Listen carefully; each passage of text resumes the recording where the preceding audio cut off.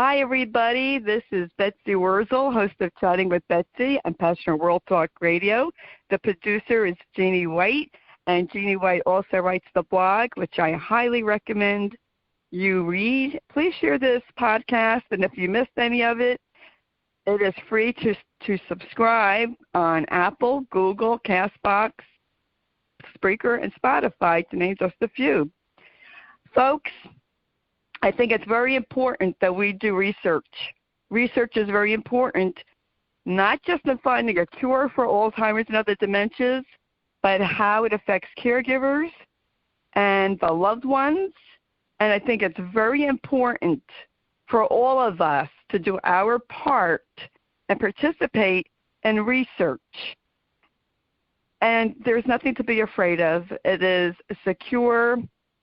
Your name isn't even used, and I just think it helps others, and I'm all about helping others. And speaking of research, my guest is a lovely young woman who I met somehow on Facebook, and she did research about couples, married couples. And I want to welcome Amanda Cooper. Hi, Amanda.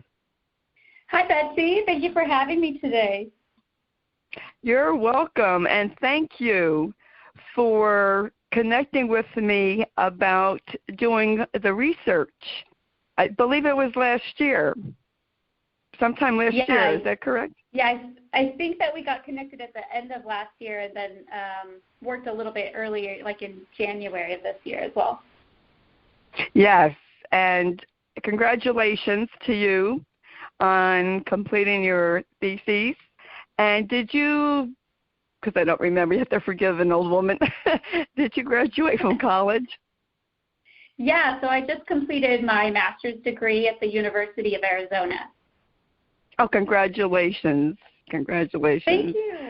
Thank you. And how did you come about picking your research topic of married couples or partners with Alzheimer's? Well, my research interests are, they center in close relationships.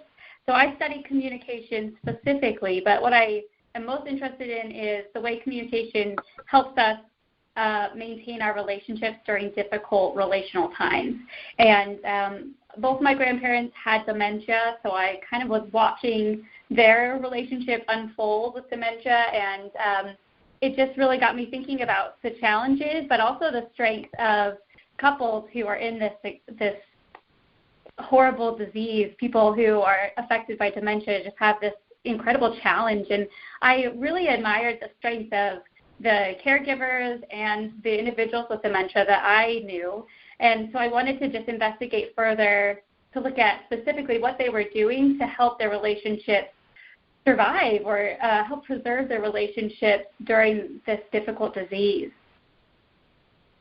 That is interesting. Now, how is your research, Amanda? How is it helping others? Does it go to like doctors or nurses, healthcare professionals? So I think getting your research out to where the public can see it and can get value from it is one of the greatest challenges of doing research. But the areas where I'm hoping to send my research, first I'd like to send them to the organizations that are serving caregivers specifically, because my research focused on these caregiving spouses of people with Alzheimer's disease. So two areas that I'm planning on sending my work right off to. The Alzheimer's Association, they do a lot of great work to support caregivers, and especially looking at kind of the living aspects of it rather than the disease aspects.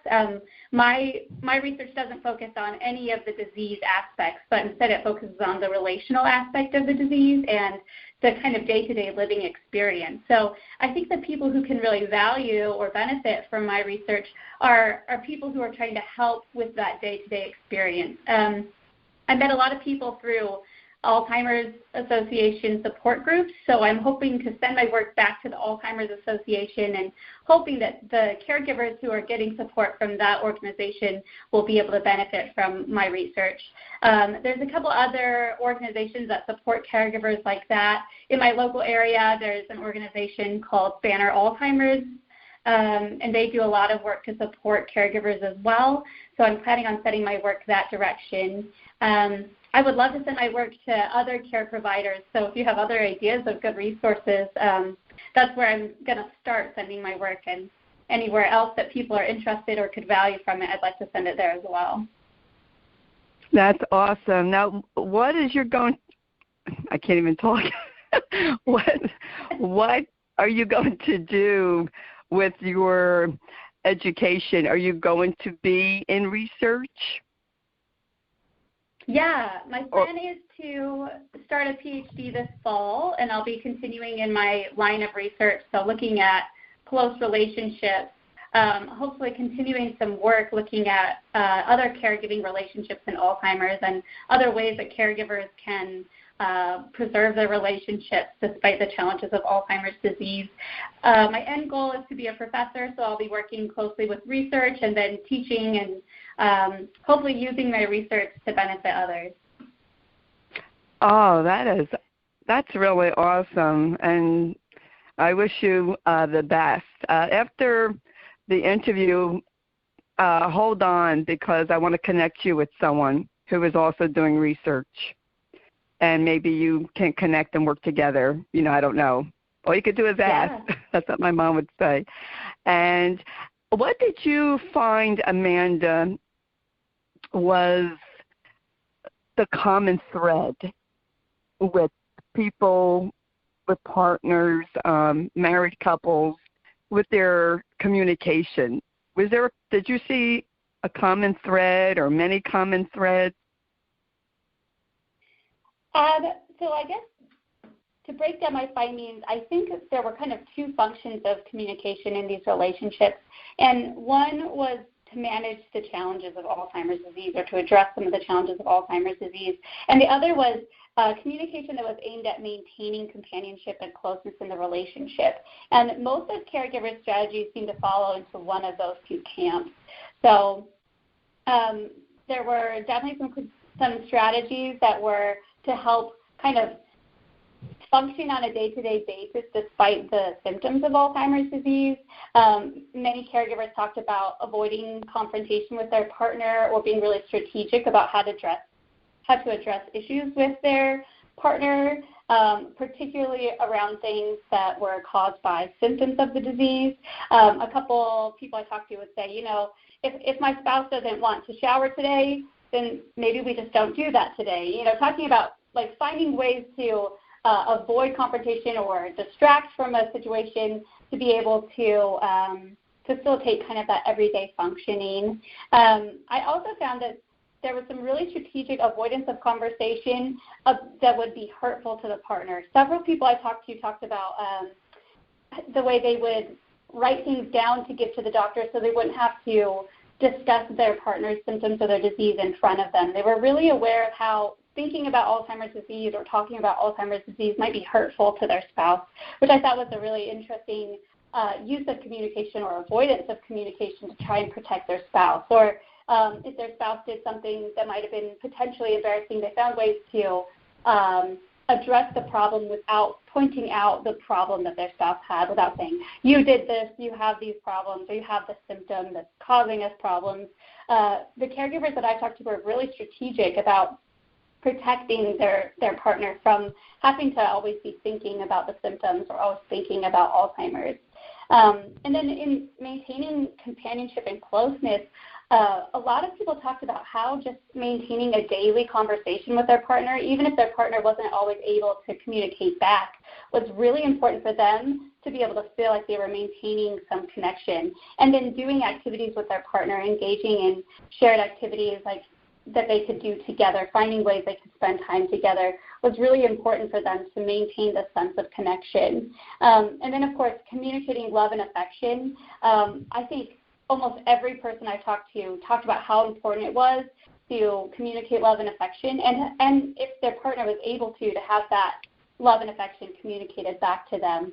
So those are just some of the common themes. I think the overarching two purposes of communication in Alzheimer's, as far as relationally, were to address the challenges of Alzheimer's strategically, and then also to maintain a sense of companionship or closeness in the relationship. You know what is, I was just thinking, Amanda, when you were talking about communication and maintaining relationship, I think somebody, and if anyone's hearing me out there, do research on how this COVID is affecting people with any type of dementia who cannot see their loved ones. Because I'm in many support groups, and my heart breaks for them because they're not seeing their partners, they're not seeing their loved ones. And this is for, married couples, or if your partner, even, a mom or dad, their loved ones are declining from lack of touch, from lack of love, and also the progression of the disease. And I think research should be done of how important that is and how this COVID has made the decline for people with dementia even worse. So if anyone, researchers hearing me out there, do that, please. And I think that would be an interesting research to be done. Yeah, I just think that people don't realize the importance, maybe they are now with this COVID, the importance of human contact and touch. And I'm going to be really blunt here because that's how I am when chatting with Betsy. When your loved one, if you're in a partnership or marriage, and they can't have sex anymore, people wonder, well, how do you still communicate love? Well, I could tell you what I did. First of all, I am going to be really blunt. How can you have sex with a partner who can't do it? Why would you frustrate them? Nobody wants to feel frustrated. They want to feel loved. You can hold their hand. You can hug them. My husband loved to be hugged. We hugged. We held hands. We gave kisses. There's many ways to let your partner know that they're still loved without having sex. So I just want to encourage married couples or whatever you are, partnerships, that you can still show that you love your significant other. And, sometimes we have to put our needs aside. And I'm not promoting infidelity here, but I'm just saying with your significant other, there's ways to show love. And did you find in your research people talking about that? Yes, definitely. Actually, that was one of the most important things people would talk about, even for themselves. They wanted to show their partner that they loved their partner, they still love them. But a lot of the caregivers talked about the satisfaction they receive from being able to give simple forms of affection or love to their partner. For some of them, it was as little as just, touching their shoulder when they were going to bed to let them know that, everything's okay, I'm still here. Or, holding hands was a big one, just holding someone's hand, holding the partner's hand, especially in those end stages when the partner wasn't able to give as much back physically. They still found it valuable to be able to share simple affection. And then also verbally, a lot of partners talked about even creating kind of traditions of expressing love. Like one of my participants talked about they would always spread their arms wide and say, I love you this much. And that just kind of became a part of the way they communicated love to each other throughout the disease. And it helped them maintain that sense of connection and love. And the caregivers, they benefit from this just as much as the person with Alzheimer's does. There's actually quite a bit of research on the value of affection, even just giving affection without receiving affection can be beneficial in reducing stress and increasing relational satisfaction, relational closeness. And so I think this affection and this affectionate language, saying I love you or I care about you or I'm here for you, all of these types of communication can be really valuable in maintaining that sense of closeness and helping couples to be able to feel like they still do have connection despite the, we know that there's a lot of distance that comes from the symptoms of the disease. And the person with Alzheimer's can't always engage in the relationship like they used to be able to, but being able to maintain that sense of connection, overarching, a huge finding that I found was just many caregiving spouses talked about how they loved their partner more than ever. They cared about their partner so much. They still felt very close to their partner. And I think these expressions of love, these expressions of affection were really important in maintaining that sense of love, even to the very end.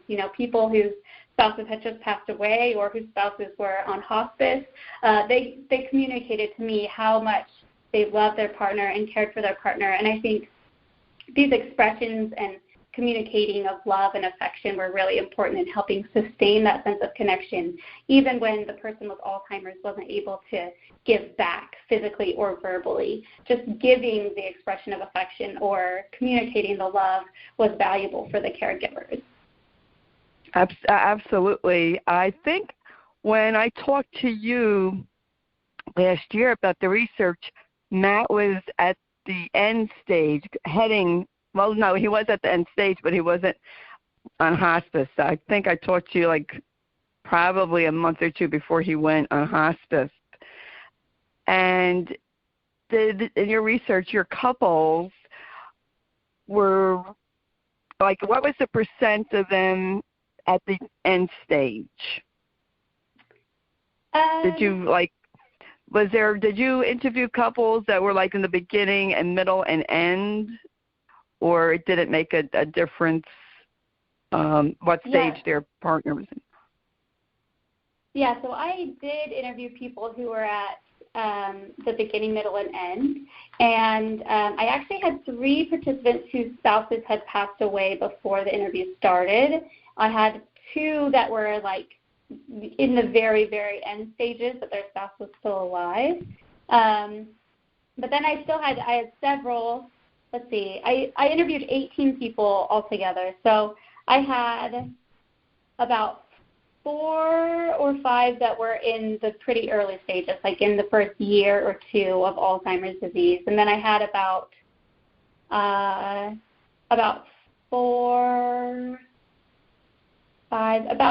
5 that were in the middle stages. So I'm going off of the years they told me how long they'd had the disease, but so I think it was pretty even spread. About a third at the very beginning of the disease, about a third who were in the middle of the disease, and then about a third who were at the very end stages or their partner had just passed away a few months before the interview.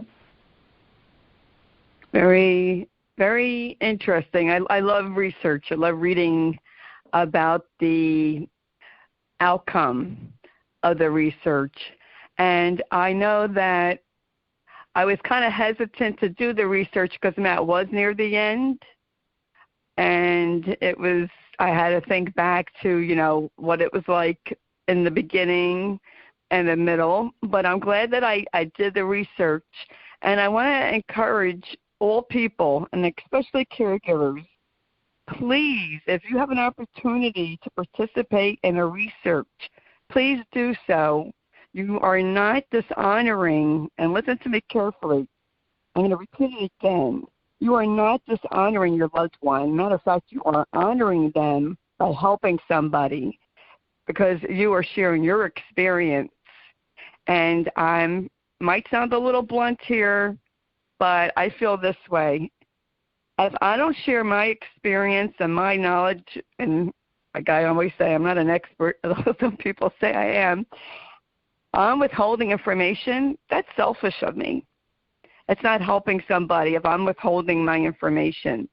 You don't know what a gift it could be for you to share your experience with someone else and to help somebody. So I want to encourage everybody to participate in the research if you have the opportunity to. It just, helps others. And I just find it interesting. I know myself, Amanda, it was after I had spoke to you last year that Matt did progress, and he died January 1st, my husband Matthew, and I found that I loved him more. And I can say that caregivers, whether it's a man or a woman, that is unconditional love. Even a child to an adult, it's unconditional love. When you do things for someone and they cannot say thank you, they cannot show back their appreciation. You do it because you love them. And that is unconditional. That's just pure unconditional love as far as I'm concerned. And I want to tell people, too, that hearing is the last sense to go. So if your loved one is on hospice and they're dying, continue to talk to them and tell them that you love them. Did you find that in your research, Amanda, do people do that? Do they continue to say, I love you, and hold their hands? Or did you find maybe some people became a little distant to protect themselves? Within the people that I talked to, for those who are, especially those who are in the very end stages, all of them were continuing to spend time with their partner every day. What was interesting that I found was that I liked what you talked about the hearing is the last sense to go. A couple of my participants also talked about how important it was to know that their spouse could hear them, and their comfort that they got from being able to talk to their partner. It was interesting to see that the ability to have some sort of conversation, even if it was one-sided, was really important for my participants.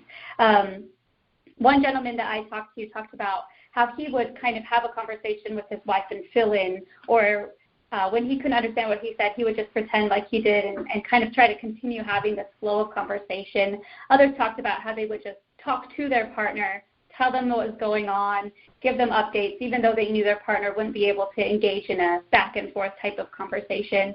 And this ability or this opportunity to be able to talk to their partner or have some kind of semblance of conversation was really important for my participants. They really valued the ability to just talk to their partner or have even kind of the shadow of a conversation, even if they knew their partner wasn't fully understanding everything that they were saying. And even for people whose partners were in the very end stages, they talked about how important it was to them to spend time with them and to talk to them. One gentleman that I talked to, he said, it's just about having a happy moment. Like if I can be with her and we can share a happy moment, that's what makes the difference. That's what matters most. And so, especially for people whose partners were in a care center or who were near those end stages of life, they talked about how much value they found as a caregiver from being able to sit and talk to, hold hands with their partner, maybe just reminisce about the good things that they used to have or how good their lives together had been. These types of conversations, even though they were one-sided, were really valuable to the caregivers. They really valued that opportunity to connect with their spouse or partner, even if their spouse or partner couldn't speak back. So I think I agree with your assessment. I think even at the end of life, right before the person passes away, being able to have a conversation or at least just communicate to your partner can be really valuable for the person providing care. Yes. Oh, I absolutely 100%. And that's why my heart breaks for these caregivers who can't be with their loved ones now and when they're dying, because I know that if I couldn't have been with Matt when he was dying, I think I would have snapped. I think that would have just broken me, and I probably would have ended up in jail because I wasn't going to let anything stop me from seeing Matt.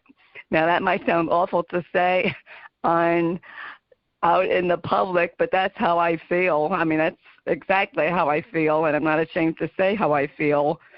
But that would have broken me, and I don't know how these caregivers are doing it now, which is why I suggest someone doing the research about that. I did talk to Matt.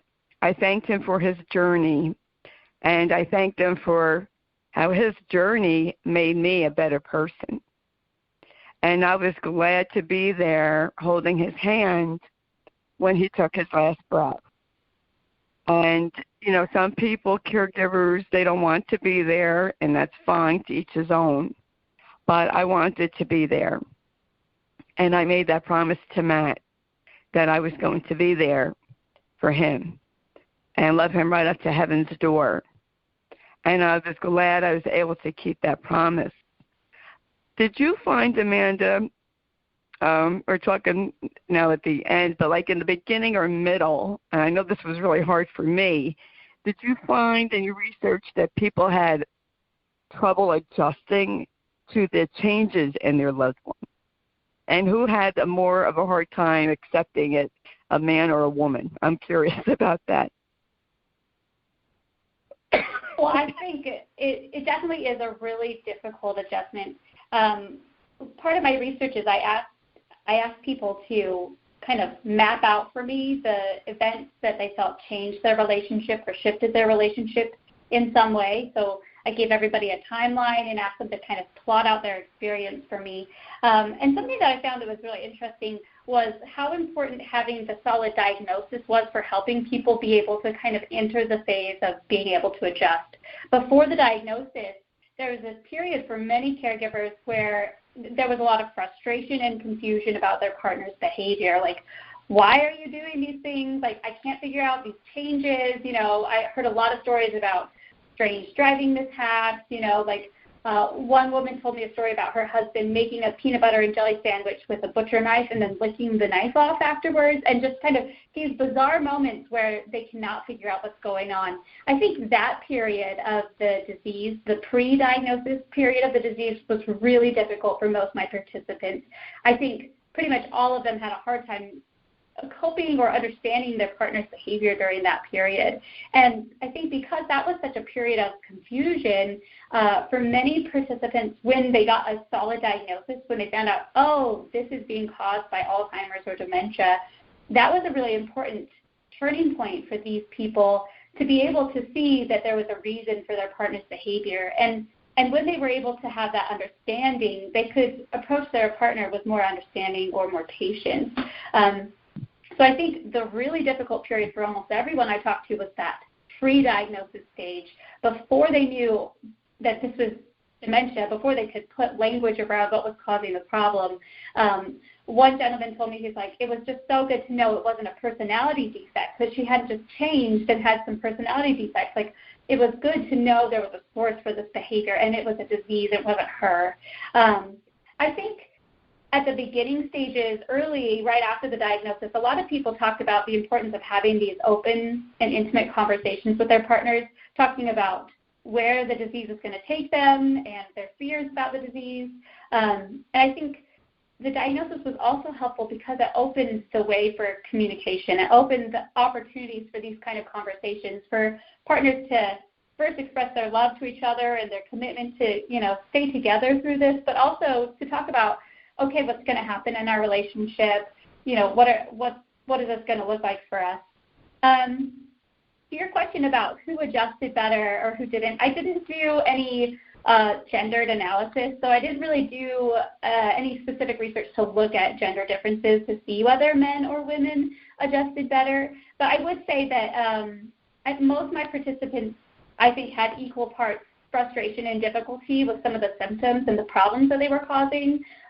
Most of my participants talked about how frustrating their partner's communicative symptoms were, their inability to follow a conversation or forgetfulness in conversation.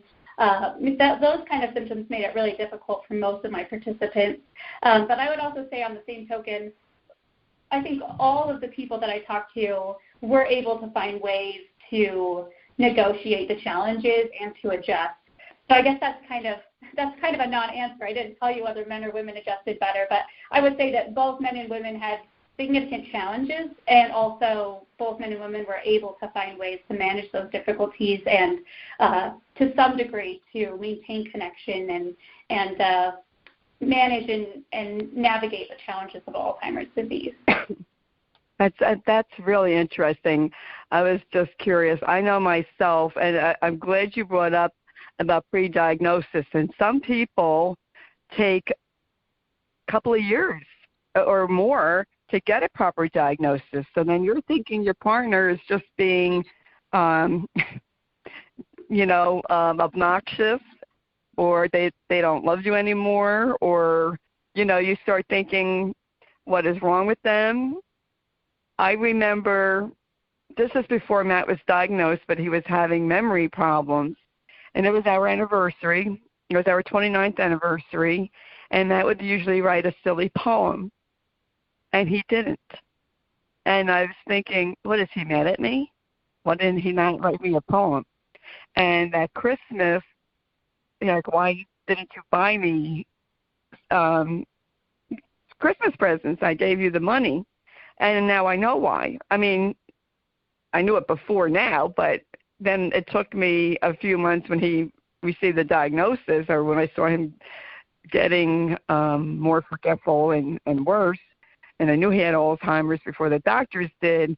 And then I realized, that's why you didn't do that. And I think it's important. That's very important that you brought that out, Amanda, because, people think all sorts of things, like, what is wrong with you? Why are you leaving the water running? Matt would walk away from the sink and leave the water running. Or why can't they see something that's right in front of them?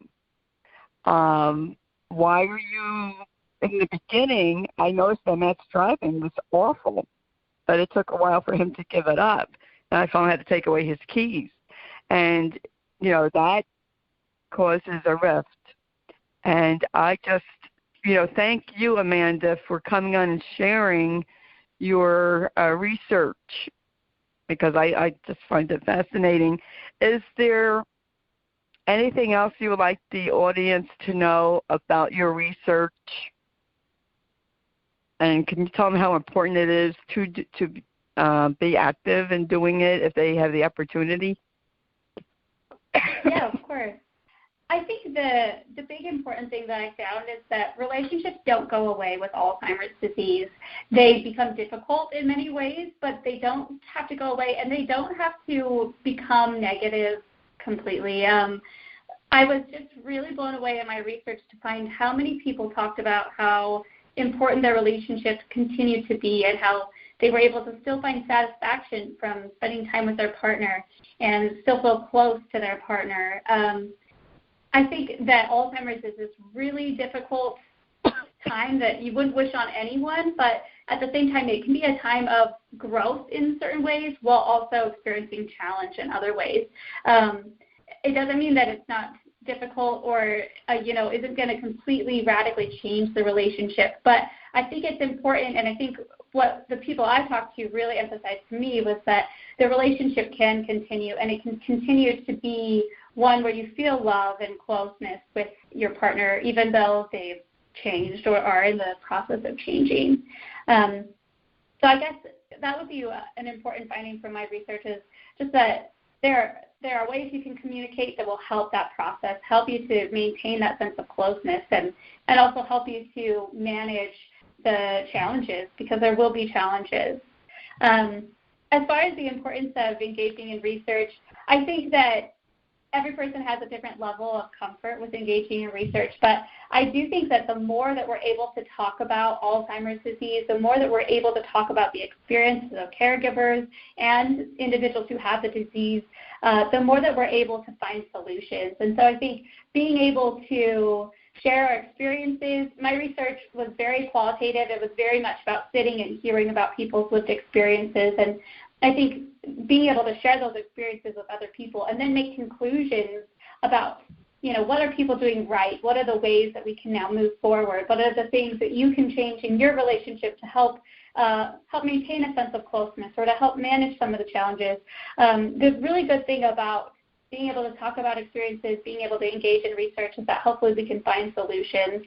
My research is really focused on that daily living side of the Alzheimer's disease. Like I said, I don't do anything with what's actually going on in the brain or the biology of the disease, but looking more at the relational aspects and the everyday living aspects, which I think are just as important to study. And so I guess my invitation to people to engage in research is to find ways that they feel comfortable with sharing. If you don't feel comfortable sitting down and sharing your experience, filling out a survey could be just as meaningful and impactful in helping a researcher find solutions or find clues towards finding solutions. And I think doing research on the relational, personal, everyday living side of Alzheimer's disease is just as important as doing research on the biological, looking for a cure side of research. So I guess I would invite people to find the ways that they feel comfortable participating in research. It can be as easy as taking a 15-minute survey for some research, or, a clinical trial is a lot more involved. Sitting down and doing an interview, I guess, is maybe a medium ground. But something else that I found, the people who sat down and talked to me about their experience, many of them, sent me a note or wrote back to me saying that was a really healing experience. It was really good for me to talk about my experience. So I know it can be really difficult.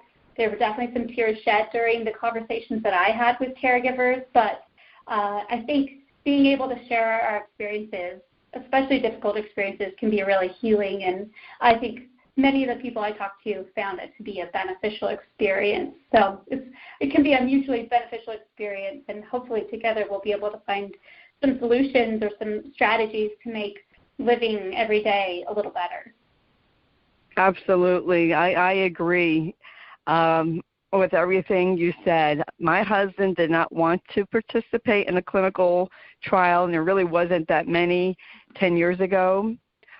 But when I had the opportunity to talk to people doing research, I just jumped on it. But that's me, and you are anonymous, so you don't have to worry about people knowing your real name. And I just want to tell the people out there, Alzheimer's or whatever dementia will rob the brain, but let me tell you, it does not rob the heart. The heart knows love. That was my hope, and I want that to be your hope. If you're listening and you have a loved one with any type of dementia, they're in there. They know your love. They hear your voice. They feel your energy.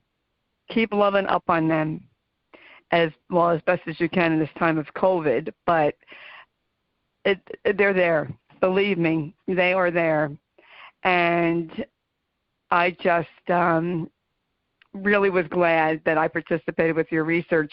Amanda, can people get in touch with you? Yeah. I think I sent you my email and my Twitter handle. People are welcome to follow me on Twitter. That's usually where I post research updates and other research-related activities. And then I love to have personal conversations with people. That's kind of at the core of my research. So people are welcome to reach out to me over my email if they would like to have a personal conversation.